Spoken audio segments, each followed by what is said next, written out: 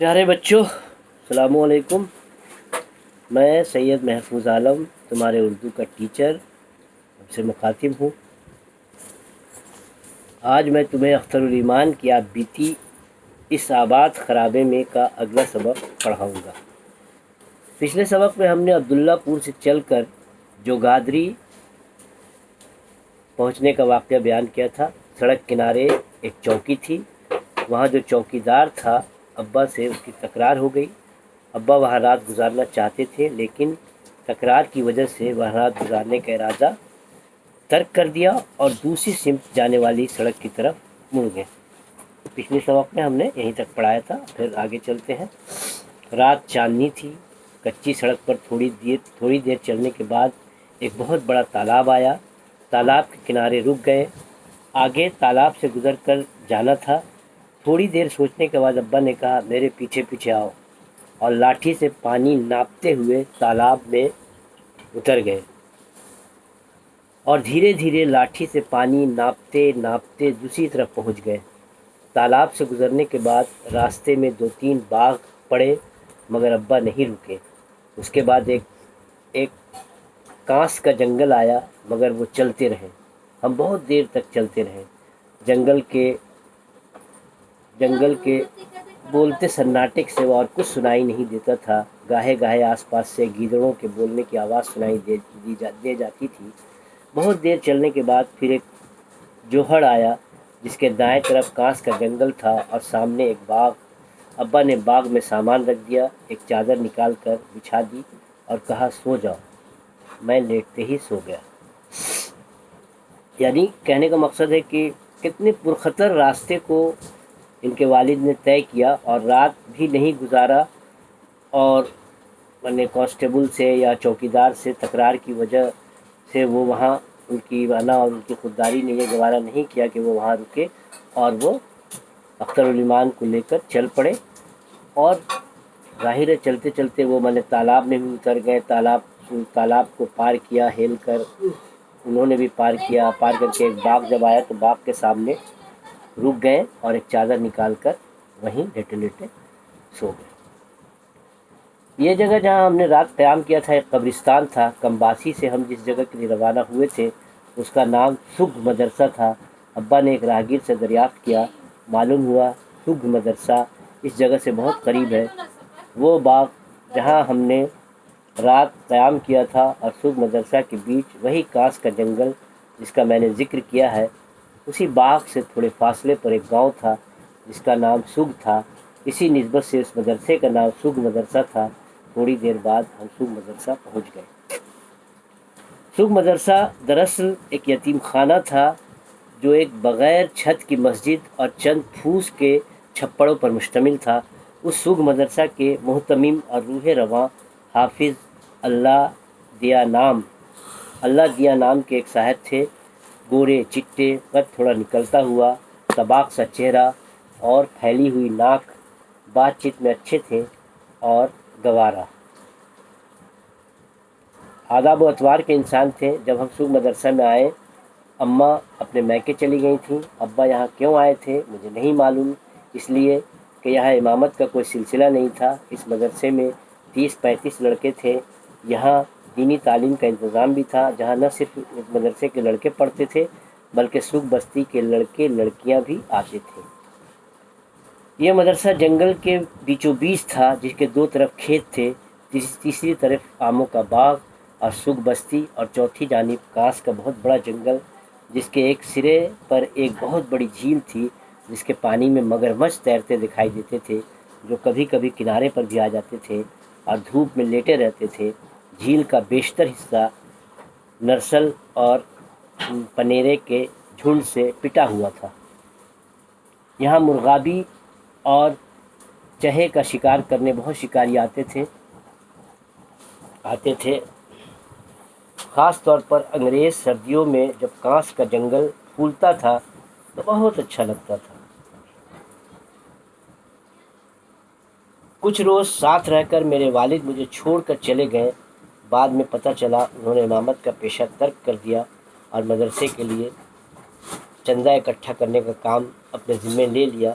मदरसे के लिए चंदा وہ گاؤں گاؤں گھوم کر کرتے تھے۔ حافظ اللہ دیا بھی زیادہ تر یہی کام کرتے تھے اور گرمیوں میں چندہ اکٹھا کرنے شملہ چلے جاتے تھے۔ یہاں پھر قرآن حفظ کرنے کا سلسلہ شروع ہو گیا۔ جانے سے پہلے ایک دن ابا نے مجھے نماز سکھائی۔ پوچھا سورہ فاتحہ آتی ہے؟ میں نے نیت باندھتے باندھتے کہا آتی ہے۔ کہنے لگے نماز کی نیت بندھی ہو تو بولا نہیں کرتے۔ میں نے نیت باندھے باندھے کہا اچھا۔ سکھ مدرسہ چندے کے روپیہ پر کم چل رہا تھا، اللہ کی مرضی اور توکل پر زیادہ۔ یہاں کھانا کم اور کھانے کا انتظار زیادہ رہتا تھا۔ راتوں کو افزائش رزق کے لیے چلہ کشی اور قرآن خوانی ہوتی۔ جب کئی دن آس پاس کے گاؤں سے کوئی دعوت یا اور کچھ کھانے کو نہیں آتا تھا تو لڑکوں کو منہ اندھیرے اٹھایا جاتا تھا۔ انہیں کچھ کنکریاں دے دی جاتی تھیں جن پر وہ قرآن کی صورت کئی بار پڑھ کر دم کیا کرتے تھے۔ کون سی صورت تھی اس وقت مجھے یاد نہیں۔ سردیوں کی راتوں میں اٹھنا مصیبت معلوم ہوتا تھا، مگر قہر درویش بر جانے درویش۔ کچھ دن بعد ابا واپس آ گئے، اماں بھی آ گئیں۔ ایک رات اماں سوتے سوتے ایک دم ہڑبڑا کر اٹھیں۔ انہیں اپنے سینے پر کچھ رینگتا ہوا محسوس ہوا۔ انہوں نے جھٹک دیا۔ ابا نے جلدی سے لالٹین جلائی، دیکھا ایک چھوٹا سا سانپ ہے۔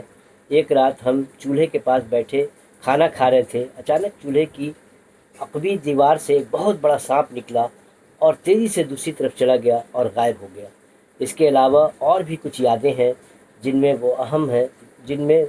دو اہم ہیں، ایک لالی کا سر اور دوسرے برسات کے کیڑے۔ سکھ مدرسہ میں دو بہن بھائی پڑھتے تھے۔ لڑکے کا نام میرے ذہن میں نہیں، لڑکی کا نام لالی تھا۔ وہ کسی بیرے یا بگرے کے بچے تھے جو شملہ میں کام کرتا تھا۔ انہیں حافظ اللہ دیا لے آئے تھے۔ لالی بہت چھوٹی تھی، یہی کوئی 4-5 سال کی ہوگی۔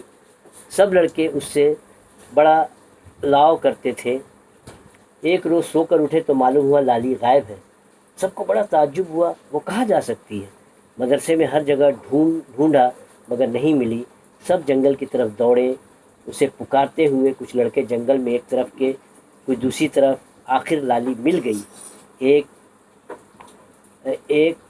بھٹ کے باہر کچھ خون میں لت پت لالی کے کپڑے اور اس کی کھوپڑی پڑی تھی۔ اسے لکڑ بھگا اٹھا کر لے گیا تھا۔ ہر طرف جنگل ہونے کی وجہ سے رات کو بھنگے اور پتنگے بہت آتے تھے، اور جب کھانا کھانے بیٹھتے تھے تو دال میں گر جاتے تھے۔ اس کی بو اتنی تیز اور خراب ہوتی تھی کہ اب تک میری ناک میں بسی ہوئی ہے۔ کچھ مدت بعد ابا اور حافظ اللہ دیا میں اختلاف ہو گیا۔ کیوں؟ اس کی تفصیل مجھے نہیں معلوم، مگر اس اختلاف میں نابینا حافظ کا ہاتھ ضرور تھا۔ اس واقعے کے بعد سکھ مدرسہ سے ہمارا سلسلہ منقطع ہو گیا اور ہم رہنے کے لیے سکھ بستی میں چلے گئے۔ سکھ بستی 50-60 گھروں کا ایک چھوٹا سا گاؤں تھا جس میں زیادہ تر مسلمان، راجپوت اور کاشتکار تھے۔ وہاں رحمت اللہ نام کا ایک شخص تھا جس نے اپنی حویلی کا ایک حصہ ہمیں رہنے کے لیے دے دیا تھا۔ میری تعلیم کا ڈھرا پھر بدل گیا۔ میں سکھ مدرسے میں قرآن حفظ کر رہا تھا، مگر سکھ بستی میں آنے کے بعد ابا نے مجھے سرکاری اسکول میں داخل کرا دیا۔ سکھ سے 1.5 میل کے فاصلے پر ایک پرانا قصبہ تھا جس کا نام بوڑیا تھا۔ وہاں ایک مڈل اسکول تھا۔ پڑھنے کے لیے میں وہاں جانے لگا۔ مدرسے کے قریب ایک محل نما کیا محل ہی تھا، کس کا تھا ہمیں نہیں معلوم۔ بہت سال بعد معلوم ہوا وہ بربل کا محل تھا۔ قصبہ بوڑیا بھی بہت قدیم بستی معلوم ہوتا تھا، جگہ جگہ منہدم مکانات تھے۔ ایسا محسوس ہوتا تھا یہ شہر ضرور کسی قدیم تہذیب کا حصہ ہے۔ ابھی سال پہلے میں نے اخبار میں پڑھا وہاں کھدائی ہوئی اور 2-3 صدی قبل مسیح کی تہذیب کے آثار ملے۔ سکھ بستی سے نکلتے ہی دائیں بائیں آموں کے باغ تھے اور بیچ میں کانس کا جنگل۔ بوڑیا کا راستہ اسی جنگل سے ہو کر گزرتا تھا۔ یہ اسی کانس کے جنگل کا سلسلہ تھا جو سکھ مدرسہ آپ اچھا ہے جو سرخ مدرسہ کے ارد گرد پھیلا ہوا تھا مارکنڈ ندی کے اس جنگل کو چھوتی ہوئی گزر گئی۔ پانی صرف برسات کے دنوں میں ہوتا تھا، باقی دنوں میں مارکنڈ سوکھا پڑا رہتا تھا۔ چلچلاتی دھوپ اور یخ بستہ سردیوں میں جب میں اس ندی کی ریت پر سے ننگے پاؤں گزرتا تھا تو میرے آنسو نکل آتے تھے۔ تلووں کو دھوپ اتنا نہیں جلاتی تھی جتنا سردی جلاتی تھی۔ مجھے اکثر ایسا احساس ہوتا ہے جیسے اس بستی میں کئی جنم گزارے تھے، اتنا اتار چڑھاؤ دیکھا اور بھوگتا جیسے ہفت خواہ طے کیا ہو۔ بس یہیں پر اختتام ہے اس کا، یہیں پر اس کا اختتام ہوتا ہے۔ اب دوسرے سبق میں اس کو سمجھا کے کچھ سوالات ہیں اس کو سامنے رکھیں گے۔ کچھ معنی ہیں جیسے آسیب، بھوت پریت، خانہ بدوش بے ٹھکانہ جس کا کوئی مستقل گھر نہ ہو، ہلاپڑ چھوٹا تالاب، مرغوب پسندیدہ کانس ایک قسم کی گھاس جو غیر زراعتی زمین پر پیدا ہوتی ہے۔ روح رواں وہ شخص جو کسی کام کی اصل ذمہ داری سنبھالتے ہوئے طباق سا چہرہ، چوڑا چکلا چہرہ، افزائش، اضافہ، زیادتی، قہر درویش، نہ جانے درویش، یہ فریز ہے، محاورہ ہے۔ غریب کا غصہ اپنے ہی اوپر نکلتا ہے۔ منہدم، گرا ہوا، مسمار کیا ہوا، یک بستہ، بہت زیادہ ٹھنڈا، برف کی طرح۔ ہفت خواہ کی کاؤس کی رہائی کے لیے رستم نے کیا ہے معصر اندرون ٹک جو راستہ 7 دن میں طے کیا اسے ہفت خواہ کہا جاتا ہے، مراد کٹھن اور مشکل کام۔ اب اس آپ بیتی کے تعلق سے اگلے کلاس میں سوال جواب ہوگا، سوال ہے اس کے جوابات میں دوں گا اور آپ کو سمجھاؤں گا۔ بس آج کے لیے اتنا ہی، شکریہ۔